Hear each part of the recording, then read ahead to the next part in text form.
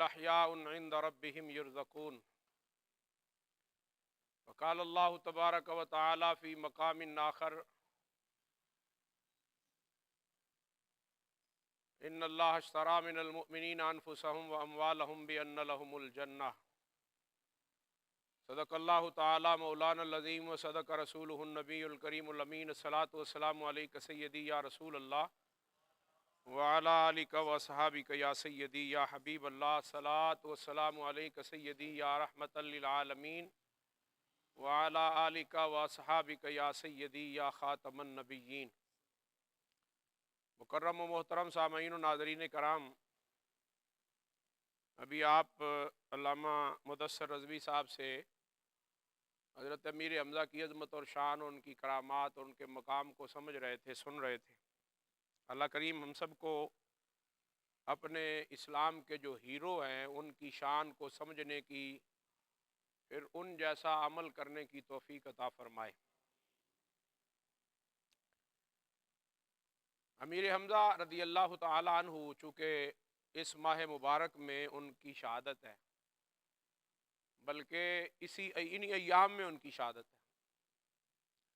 بعض علماء نے لکھا ہے کہ 15 شوال آپ کی شہادت ہے۔ 15 شوال یہ جو مہینہ چل رہا ہے جس کی آج 18 تاریخ ہے، عربی مہینہ شوال المکرم، اس کی آج 18 تاریخ ہے، انگریزی کی آج 20 تاریخ ہے۔ 2 دن کا فرق ہے انگریزی اور عربی مہینے کا۔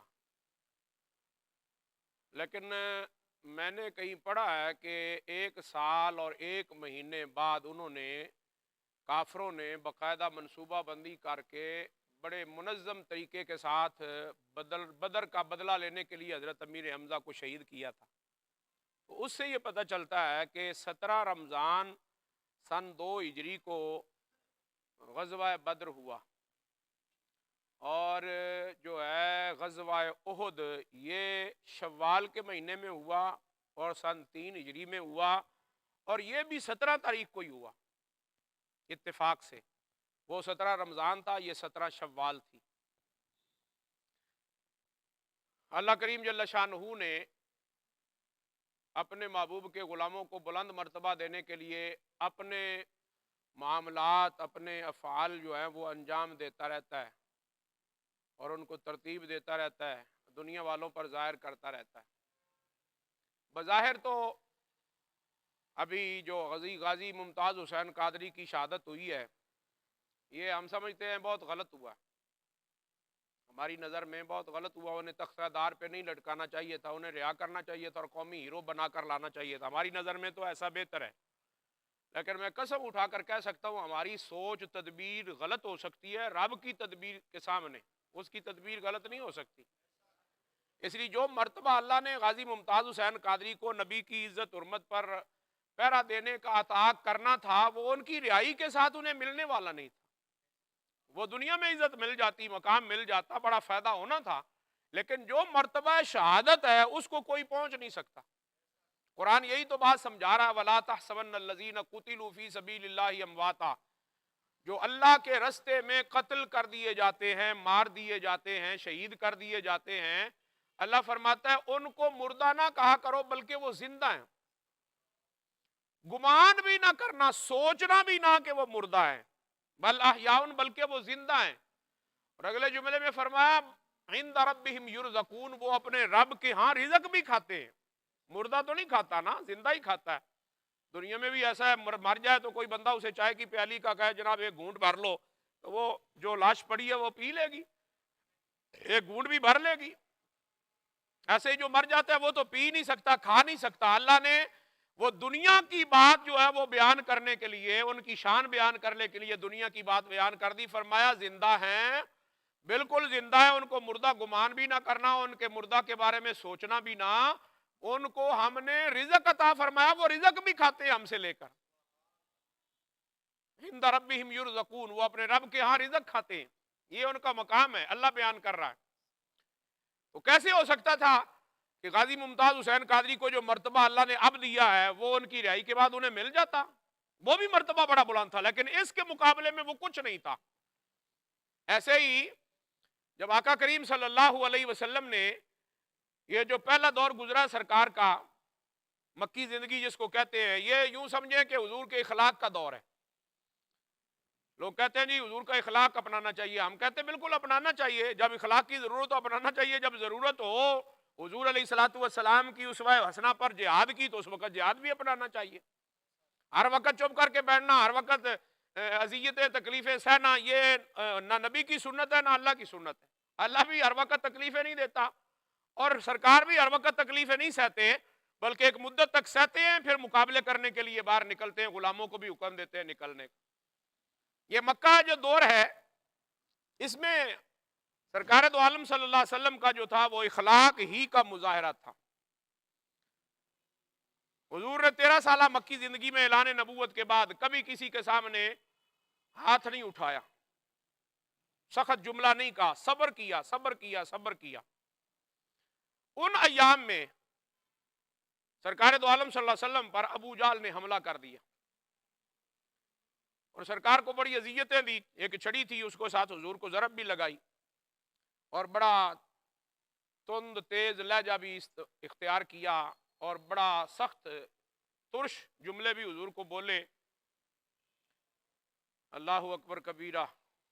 سرکار بالکل آگے سے کچھ نہیں بولے، صبر کر کے حضور خاموش ہو کے چلے گئے اپنے گھر کی طرف. ایک آدمی ہے جس کا گھر بالکل حرم کعبہ کے ساتھ تھا، اس کی لونڈی اوپر چھت کے کھڑی یہ سارا ماجرا دیکھ رہی تھی. کیونکہ سرکار تھے ہی اتنے پیارے، اپنے تو اپنے غیر بھی حضور سے پیار کرتے تھے. یہ حضور کی تعلیمات میں یہ بات لکھی ہوئی ہے کہ 40 سالہ دور زندگی جو حضور کا گزرا ہے نا مکے میں، اس میں آقا کریم صلی اللہ علیہ وسلم نے جب اعلان نبوت کیا تو سب سے پہلے اپنی زندگی بطور نمونہ پیش کی. فرمایا میں نے 40 سال تمہارے پاس گزارے، مجھے کیسا پایا؟ تو انہوں نے جملہ کہا آپ کو ہم نے صادق و امین پایا. آپ نے کبھی جھوٹ نہیں بولا اور کبھی آپ نے جو کسی نے کوئی چیز دی اس میں کبھی خیانت نہیں کی. آج آئین پاکستان میں یہ بات لکھی ہوئی ہے کہ جو بندہ صادق و امین ہوگا وہ ملک کا سربراہ بن سکتا ہے، جو صادق و امین نہیں ہوگا وہ ملک کا سربراہ نہیں بن سکتا. یہ 62-63 باقاعدہ آئین کی ایک شق ہے، اس میں یہ بات لکھی ہوئی ہے. لیکن اس کے باوجود ہمارے حکمران، ہماری عدالتیں ایسے وہ دھنیا پی کے سوئی ہوئی ہیں کہ ہمارے حکمران بالخصوص یہ جو عمران خان ہے ابھی گزرا ہے وزیر اعظم ہمارا، اس کا زندگی میں میرا خیال ہے کچھ 4 سے 5 جھوٹ روزانہ اس پر دکھائے جاتے تھے ٹی وی پر. ہمارے ساتھ تو چونکہ گزری ہے نا، ہمارے ساتھ چونکہ وہ بابا جی کے ہوتے ہوئے معاہدہ ہوا تھا اسی کے دور میں، وہ غالباً نومبر کا مہینہ تھا، تاریخ مجھے یاد نہیں ہے، 16 تاریخ تھی، 16 تاریخ نومبر کے مہینے کی. اس میں یہ باقاعدہ وزیر اعظم بن چکا تھا. اس نے معاہدہ کیا تھا کہ جناب ہمیں 2 مہینے کا ٹائم دیں، ہم 2 مہینوں کے اندر اندر یہ جو سفیر ہے نا فرانس کا، اس کو ہم نکالیں گے. یہ وزیر اعظم نے اپنی کابینہ کے بندے بھیجے تھے جن میں یہ لوگ موجود تھے، نور اللہ قادری وغیرہ. یہ انہوں نے معاہدہ کیا تھا، تحریری معاہدہ ہوا تھا. 2 مہینوں کے بعد یہ مکر گئے. پھر جب نکلے جلوس اور دھرنے ہوئے، ریلیاں نکلیں، تو انہوں نے جو ہے نا وہ پھر کہا کہ جناب مہربانی کریں ہمیں تھوڑا سا ٹائم اور دیں.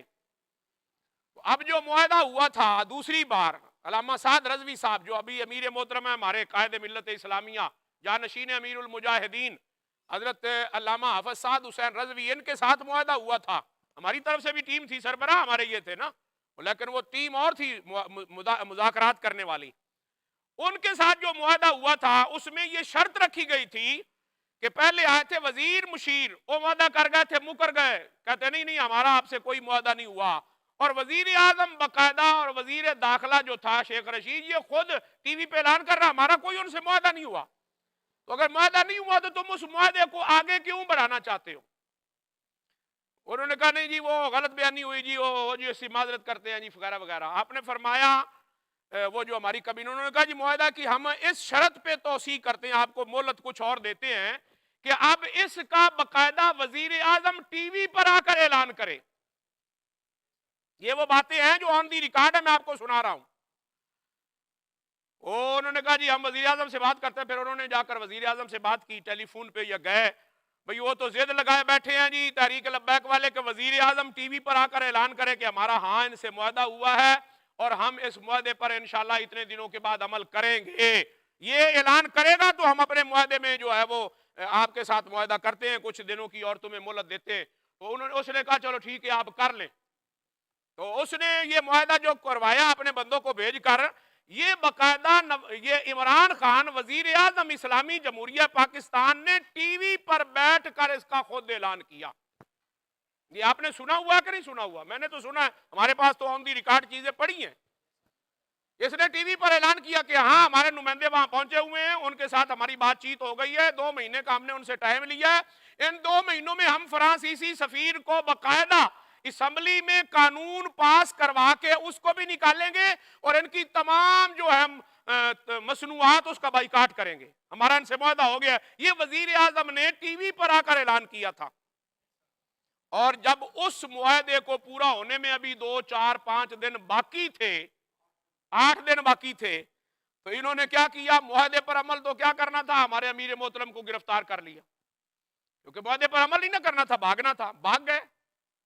اور بعد میں وزیر اعظم بھی کہتا ہے نہیں جناب ہمارا ان سے کوئی معاہدہ نہیں ہوا. تو بتائیے یہ صادق و امین پورا اترتا ہے؟ اور جو 62 63 کی جو ہماری آئین کی شک ہے, جو جھوٹا ہو وہ ملک کا سربراہ رہ نہیں سکتا. تو ہمارے حکمران اور ہماری جو قانون نافذ کرنے والے ادارے ہیں, ہماری عدالتیں ہیں, وہ کہاں سوئی ہوئی ہیں؟ ان کو نظر نہیں آتا کہ انہوں نے معاہدہ کیا تھا, آن دی ریکارڈ ہے, ٹی وی پر خود اعلان کیا, پھر اس سے نہ صرف مکرے بلکہ معاہدہ کرنے والوں کے ساتھ ظلم و ستم کر کے ان کو 5 5 6 6 7 7 مہینے تک قید و بند کی صحبتوں میں رکھا, تکلیفیں دی ان کو. تو یہ ہمارے چیف جسٹس صاحب کو, ہماری عدالتوں کو آج خود نوٹس اس پر نہیں لینا چاہیے؟ یہ ان حکمرانوں کو آگے لانے کے لیے رات کے 12 بجے عدالتیں کھول سکتی ہیں. تو وہ جو شیلنگ ہو رہی تھی, بندے قتل کیے جا رہے تھے, سرکاری باقاعدہ مشینری ان کو قتل کر رہی تھی, اور 37 یا 35 لاشیں گری تھی پورے ملک میں, اور بالخصوص رحمت للعالمین جو مرکز ہے اہل سنت کا, اس میں خون و خون تھا. کیا وہ ہماری عدالتوں کو, ہمارے اداروں کو, ہماری فوج کو نظر نہیں آ رہا تھا؟ آپ خاموش ہو گئے ہیں, پریشان ہو گئے ہیں, لیکن بات کرنے کا ہمیں حق حاصل ہے. لوگ کہتے ہیں نہیں جی وہ کسی کے خلاف بات نہیں کرنی چاہیے. ہم کسی کے خلاف تو بات نہیں کر رہے, اپنا حق سنا رہے ہیں, اپنا حق لینا چاہتے ہیں. ہماری نظر میں یہ اسی دن اس وزیر اعظم کو گرفتار کرنا چاہیے تھا, جیل میں ڈالنا چاہیے تھا, اس کو اسی دن معزول کرنا چاہیے تھا. یہ ملک کا سربراہ بننے کے لائق ہی نہیں ہے. اور اس نے باقی پتہ نہیں کتنے باتیں کی, اس کا یو ٹرن لیا. یو ٹرن کا تو یہ ماسٹر ہے, اور باقاعدہ مشہور ہے کہ یہ یو ٹرن کا بادشاہ ہے. تو جو جھوٹ بولتے ہوں, کیا وہ صادق و امین نہیں ہو سکتے ہیں؟ جو صادق و امین نہ ہو وہ ملک کے سربراہ بن سکتے ہیں؟ یہ آئین پاکستان میں لکھا ہوا ہے. ہاں آئین میں لکھا ہوا ہے صادق و امین ملک کا سربراہ بن سکتا ہے. جو جھوٹ بولے, غلط بیانی کرے, دھوکہ دے, وہ ملک کا وزیر اعظم اور صدر نہیں بن سکتا. یہ ہمارے آئین کی شک 63 اور 62 میں لکھا ہوا ہے, جس کی پاسداری ہم کوئی نہیں کر رہے, کوئی ادارے نہیں کر رہے, جن کے اوپر لازم ہے کہ آئین کا تحفظ کریں, وہ اس کا تحفظ نہیں کر رہے. بات سمجھ میں آ رہی؟ چونکہ بات آ گئی ہے تو میں نے کر دی ہے. میرے نبی نے جو اپنے آپ کو بطور مثال پیش کیا نا اعلان نبوت کے وقت, فرمایا میں نے تم میں 40 سال گزارے, میرا بچپن, میرا لڑکپن, میری جوانی تمہارے اندر گزری, مجھے کیسا پایا؟ انہوں نے کہا ہم نے آپ کو صادق اور امین پایا. یہ حضور کا اخلاق ہے, 40 سالہ اخلاق نبوی کا منہ بولتا ثبوت ہے کہ سارے کے سارے جو مشرکین مکہ تھے, کافر تھے, وہ نبی پاک کی تعریف کر رہے تھے. آپ جیسا نہ سچا کوئی آیا ہے نہ آ سکتا ہے, آپ جیسا امین نہ کوئی آیا ہے نہ آ سکتا ہے. میں اس پر شعر پڑھنا چاہتا ہوں, محبت بھرا, میرے قابو آ گیا ہے, قابو آیا ہوا تو میں چھوڑتا نہیں ہوں. من موہنے نبی, من ٹھار نبی, تیری ذات دیاں کیا باتاں نے. من موہنے نبی, من ٹھار نبی, تیری ذات دیاں کیا باتاں نے. تسی بولو تے منہ وچوں پھل کر دے, تہاڈی ذات دیاں کیا باتاں نے. اللہ اکبر, یا رسول اللہ, حق 4 یار.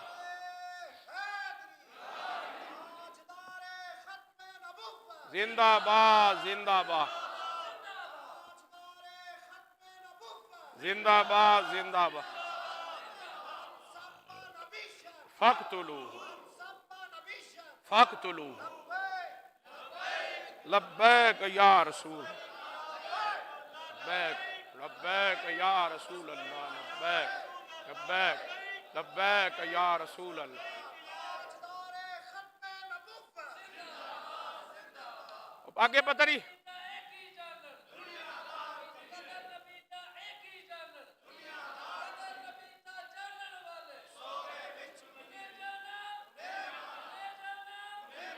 سبحان اللہ چرچا رہے گا.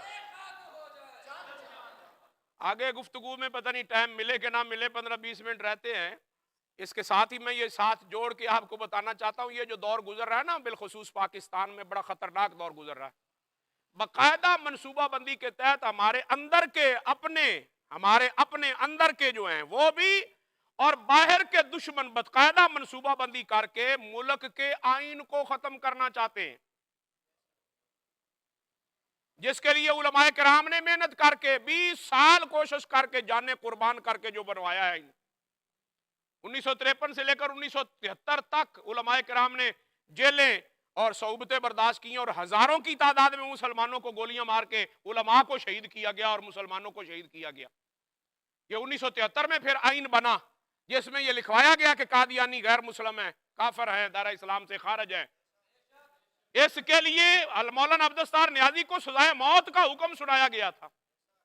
اتنی بڑی بڑی سزائیں دی گئی علماء کو، لیکن ان علماء کی عزت کو عظمت کو سلام ہے جنہوں نے سزائے موت کی تکلیفیں اور سزائیں بھی سننے کے بعد خوشی سے جیل برداشت کر لی تھی. مصطفیٰ کی عزت ناموس پہ انہوں نے سودا نہیں کیا تھا.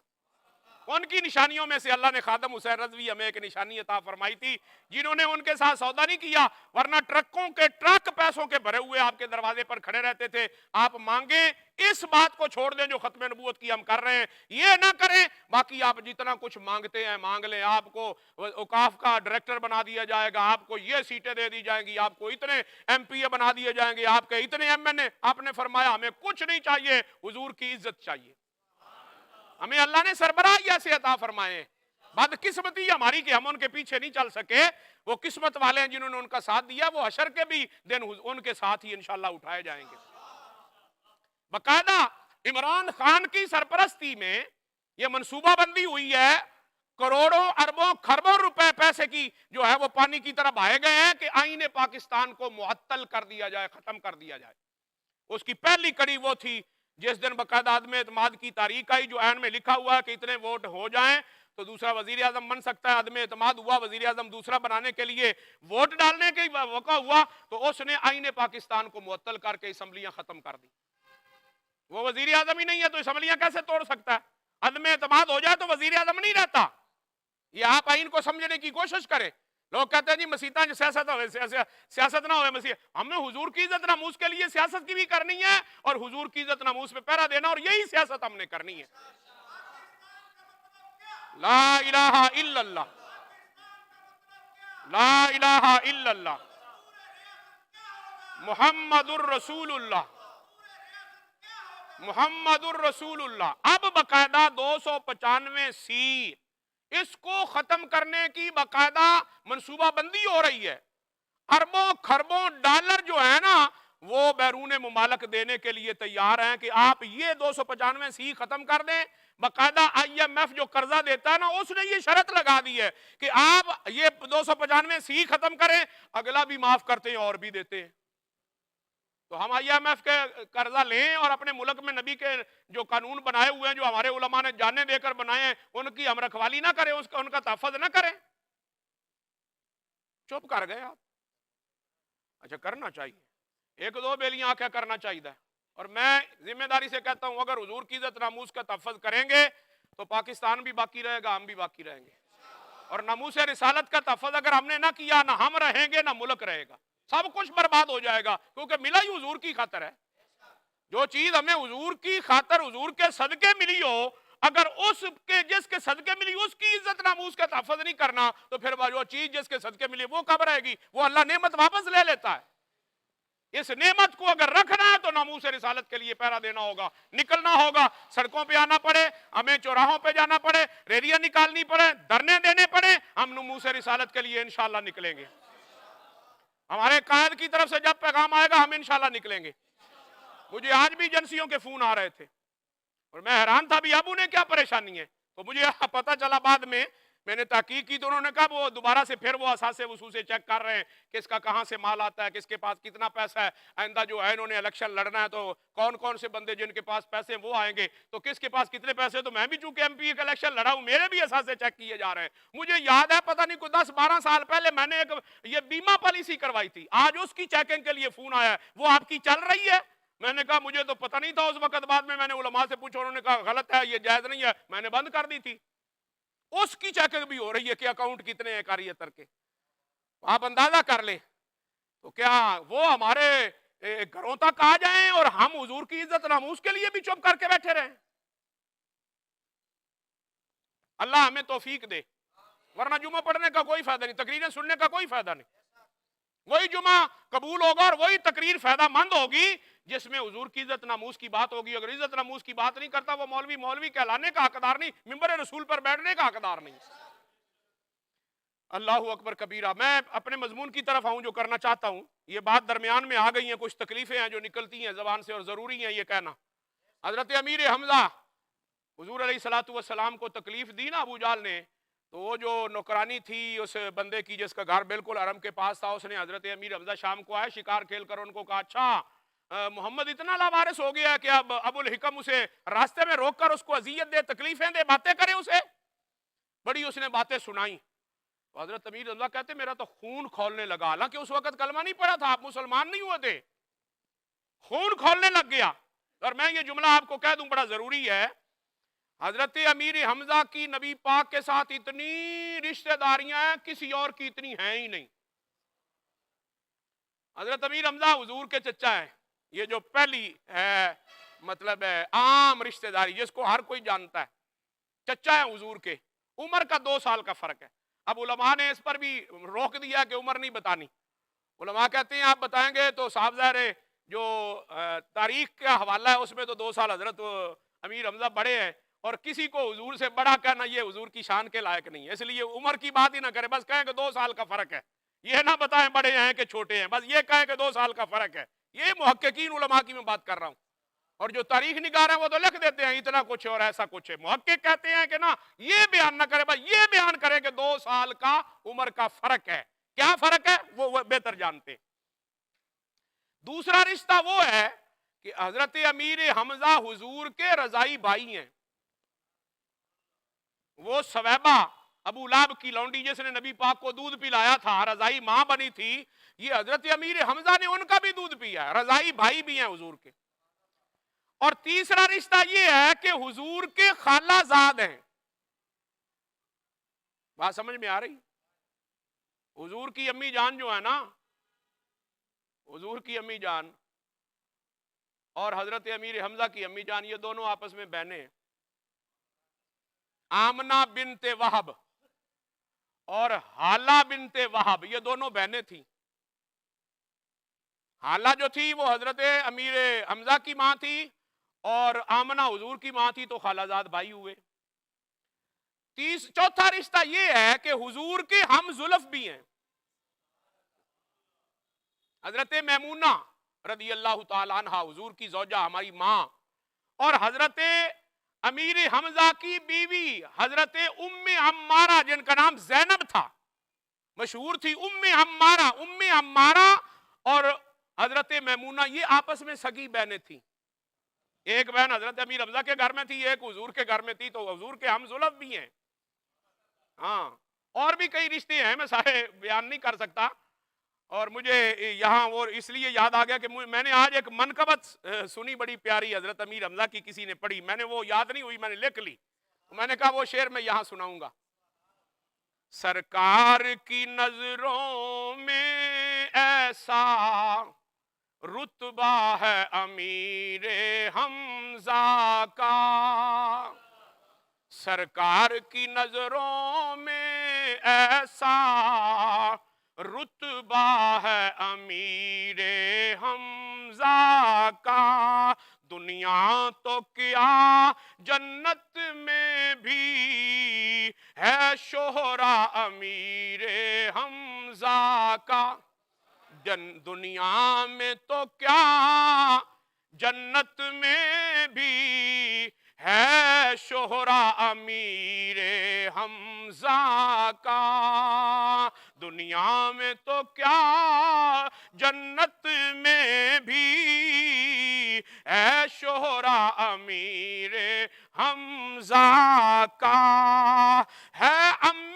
نبی بھی بھائی بھی، چاچا بھی ہیں اور بھائی بھی ہیں ام نبی بھی بھائی بھی، یہ خاص فضیلت ہے ان کی، ہیں ام نبی بھی اور بھائی بھی،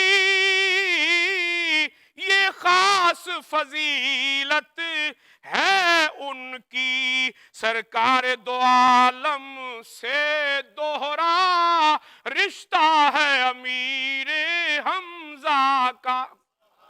یہ سرکار کے ساتھ ان کے اتنے رشتے، انہوں نے تو دوہرا لکھا، میں تو کہتا ہوں چورا ہے، کیونکہ میں نے جو پڑھا ہے وہاں 4 رشتے ہیں، چچا بھی ہیں، رضائی بھائی بھی ہیں، خالہ زاد بھائی بھی ہے اور ہم زلف بھی ہے، 4 رشتے تو میں نے پڑھے ہیں، اس سے بھی زیادہ ہیں۔ تو آپ اندازہ کر لیں جتنا جس کے ساتھ رشتہ گہرا ہوگا، زیادہ ہوگا، اتنا ہی اس کے ساتھ تعلق بھی گہرا ہوگا۔ حضرت امیر حمزہ اس عورت کی بات سن کر اتنے غصے میں آئے، آپ کا چہرہ یوں بکنے لگا انگاروں کی طرح، اور آپ کے ہاتھ میں وہ کمان تھی، کمان لوہے کی تھی، اور آپ تلاش کرتے ہوئے ابو جہل کے پاس پہنچے جہاں وہ بیٹھا تھا اپنے ڈیرے ڈورے میں پرے شرے میں، وہ بیٹھا تھا نیچے سر جھکائے، باتیں سن رہا تھا، کر رہا تھا، وہ چونکہ کھڑے تھے، حضرت امیر حمزہ نے وہ اپنی جو تھی نا کمان، اس کی نوک اس کی ٹھوڑی کے نیچے لگا کر اوپر زور سے دھکیلا، اوپر منہ کر۔ کسی کی یہ جرت نہیں تھی کہ ابو الحکم کو جو مکے کا چودھری ہو، پرے کا بندہ ہو، وڈیرا، اس کو کوئی داڑھی سے پکڑ کے اوپر کرے۔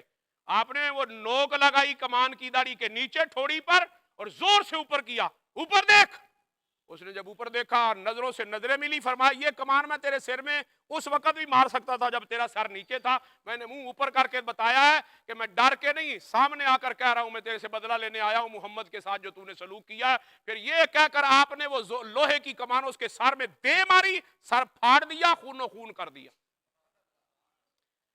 امیر حمزہ کی وہ جو تھی نا چہرے کی جلالیت، وہ ابو جہل سے برداشت نہ ہوئی، اٹھ بھی نہ سکا۔ دوسرے اٹھے پکڑنے کے لیے کہ ہم حمزہ کو پکڑتے ہیں اور ان کو مارتے ہیں کہ ہمارے چودھری کو انہوں نے مارا ہے۔ ابو جہل نے کہا رک جاؤ، بیٹھ جاؤ۔ اور میں نے آج کچھ اس کے بھتیجے محمد کے ساتھ تلخ جملے بولے ہیں، سخت سست، اس کا غصہ یہ لے کر آیا ہے، اس کے بھتیجوں کو اذا ہم نے دی ہے، یہ بدلہ لینے آیا۔ بھئی ہم مقابلہ نہیں کرتے، بھئی ہمارے ہاتھ کھڑے ہیں، مارو جی مارو۔ وہ سمجھ گیا تھا کہ اگر میں اٹھا تو اس نے مجھے اتنا مارا۔ ایک محبت کرنے والا بندہ آیا ملنے کہ جناب وہ قاری صاحب وہاں بیٹھے اور بابا جی بھی تشریف لائے ہوئے، ہمارا پسینہ اترا ہوا تھا، ہماری حالت جو تھی وہ دیکھنے والی تھی، ہم اس جذبے کے ساتھ ہم مباحثے میں لگے ہوئے تھے۔ اس نے بابا جی کو کہا، مجھے کہا جی وہ جی دھوپ بڑی تیز ہے جی، گرمی بہت ہے جی، تو جی تہاڈی حالت ویکھو جی، کی پسینہ پانی نہ بھیجے پے ہو، آؤ اندر کمرے میں بیٹھنے ہیں جی، اندر کمرے میں بیٹھتے ہیں۔ اور میں بھی اس کے کہنے کے بعد مجھے پتا چلا کہ میری یہ حالت ہے اور مجھے دھوپ لگ رہی ہے، تو بابا جی کی کیفیت تھی، خیر کیا تھی وہ تو سمجھ سے حالت آ رہا ہے۔ بابا جی نے اس کی بات سن کر کہا، ہم تو بڑی دیر سے اس معاملے میں بیٹھے ہیں، ہمیں تو دھوپ نہیں لگ رہی، ہمیں تو گرمی نہیں لگ رہی، تو ابھی آیا آتے ہی تجھے گرمی لگنے لگ گئی ہے، تمہیں پتہ نہیں ہم کتنا ضروری مسئلہ چھیڑ کے بیٹھے ہیں، یہ تو ہم سارا دن گرمی میں بیٹھے رہے، یہ مسئلہ حل ہو جائے، ہمیں گرمی کی کوئی پرواہ نہیں، چل تو جس جدھر بیٹھنا چل بیٹھ۔ یعنی یہ حالت تھی اس وقت، چونکہ عشق رسول کی باتیں چل رہی تھی، محبت رسول کی باتیں چل رہی تھی، مقام مصطفیٰ بابا جی سمجھا رہے تھے مجھے کہ شان مصطفیٰ اور مقام مصطفیٰ کیا ہے۔ واللہ باللہ مجھے بھی گرمی نہیں لگ رہی تھی، بابا جی کو تو لگنی کیا ہے، پسینوں میں ہم غرقتے پھر بھی نہیں لگ رہی تھی۔ تو اب تو اللہ کے فضل سے بابا جی کی نگاہ سے ہم کچھ اور آگے نکل گئے نا، تو اب یہ گرمی ہمارا کیا بگاڑ سکتی ہے۔ اور میں حدیث پاک کی روشنی میں جملہ کہہ رہا ہوں، عشق رسول کی گرمی دل میں پیدا کر لو، رب کی عزت کی قسم ہے، جو 50,000 سال کا دن ہوگا نا حشر کا، اس میں بھی گرمی نہیں لگے گی۔ اس کے لیے شرط ہے کہ تمہارے دل میں عشق رسول کی گرمی ہونی چاہیے۔ وہ گرمی ہوگی تو آپ عزت رسول پر، ناموس رسول پر، ختم نبوت پر پہرا دینے کے لیے نکلیں گے، ورنہ یہ گرمی آپ کو نکلنا ہی نہیں دے گی، گھر میں قید کر لے گی، نہیں نہیں نہیں بڑی گرمی ہے، نہیں نہیں ریلی نال نہیں جانا، جلسے نال نہیں جانا، جلوس نال نہیں جانا۔ تو یہ گرمی ہوگی تو اگلی گرمی اس کا مقابلہ کریں گے نا۔ اللہ اکبر۔ میں جدھر جا رہا تھا ادھر واپس آتا ہوں، ٹائم بھی بڑا محدود ہے۔ تو حضرت امیر حمزہ کہتے ہیں میں حیران ہو گیا، میں نے محمد سے کہا حضور کو ذرہ برابر بھی اس بات کا اثر نہیں ہوا، حضور اسی طرح بیٹھے رہے غمگین نیچے سر کیے۔ تو کہتے میں نے پھر دوبارہ دہرایا کہ میں نے بدلہ لیا ہے، آپ اکیلا اپنے آپ کو نہ سمجھے، میں آپ کے ساتھ ہوں۔ آپ اس بات سے خوش نہیں ہوئے کہ میں نے آپ کے دشمن کا سر پھاڑا ہے؟ میرے نبی پاک نے بڑے پیارا سا دھیما سا جواب دیا، فرمایا مجھے کوئی خوشی نہیں ہو، تم نے دشمن کا سر پھاڑا ہے، میرا بدلہ لیا، مجھے اس سے خوشی نہیں ہوئی۔ تو حضرت امیر حمزہ کہتے ہیں اس لفظ کا میرے دل پر اتنا اثر ہوا کہ میرے دل میں فوراً یہ خیال آیا میں پوچھوں حضور کو خوشی کیسے ملتی ہے؟ تو میں نے پوچھ لیا محمد آپ خوش کیسے ہوتے ہیں؟ آپ کو کس بات سے خوشی ملتی وہ بتا دے۔ تو حضور نے جواباً جو جملہ کہا، فرمایا اگر تم مجھے خوش کرنا چاہتے ہو تو کلمہ پڑھ لو۔ آپ اندازہ کر لیں یہ دنیا میں انقلاب ایسے نہیں آیا، ایک منشور کے تحت میرا نبی کھڑا تھا، ایک باقاعدہ دستور کے ساتھ میرا نبی دنیا میں آیا تھا، اس دستور پر کھڑا تھا۔ بابا جی کو 1,70,00,000 کی جو خبر دی ہے نیوزی لینڈ نے، اتنے بندے جو آئے تھے وہ دیکھ رہے تھے کہ بندہ ایک منشور لے کر آیا ہے، اس منشور پر کھڑا ہے، پیچھے ایک انچ بھی نہیں ہٹا۔